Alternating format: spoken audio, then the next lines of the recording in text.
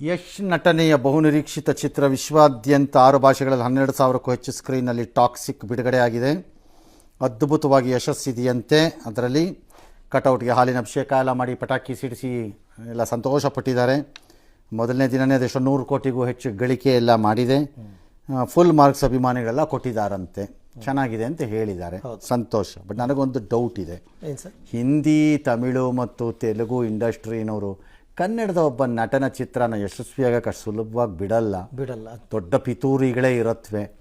ಎಚ್ಚರಿಕೆಯಿಂದ ಇರುವುದು ಉತ್ತಮ ಎಲ್ಲರೂ ಮೇಲ್ನೋಟಕ್ಕೆ ಅಂತ ನನಗನ್ಸತ್ತಪ್ಪ. ಇದು ವೈಯಕ್ತಿಕ. ಅದು ಶುರು ಆಗಿದೆ ಅಂತನೂ ಆರೋಪ ಕೇಳ್ಬಾರ್ದು. ಗೊತ್ತಿಲ್ಲ ನನಗೆ ಯಾಕಂದರೆ ಕನ್ನಡದ ಒಂದು ಚಿತ್ರನ ಅಷ್ಟು ಸುಲಭವಾಗಿ ಹಿಂದಿಯವರು ಒಪ್ಕೋತಾರೆ ಅಂತ. ಅವ್ರಿಗೇನಂದ್ರೆ ನಾವು ಒಬ್ಬರೇ ಈ ಪ್ರಪಂಚಕ್ಕೆ, ಅವ್ರವರೇ ಇರಬೇಕು, ಅದೇ ಫ್ಯಾಮಿಲಿನವ್ರು ಇರಬೇಕು, ಅವ್ರದ್ದೇ ಮೊಮ್ಮಕ್ಕಳು ಬರಬೇಕು, ಅವ್ರದ್ದೇ ಮರಿ ಮಕ್ಕಳು ಬರಬೇಕು, ಅವ್ರವರೇ ಹೀರೋಗಳು, ಅವ್ರವರೇ ಹೀರೋಯಿನ್ಗಳು, ಅವ್ರವರೇ ಪ್ರೊಡ್ಯೂಸರ್ಗಳು, ಅವ್ರವರೇ ಫಿಲಮ್ ಡೈರೆಕ್ಟರ್ಗಳು, ಅವ್ರು ಮಾತ್ರ ಇರಬೇಕು.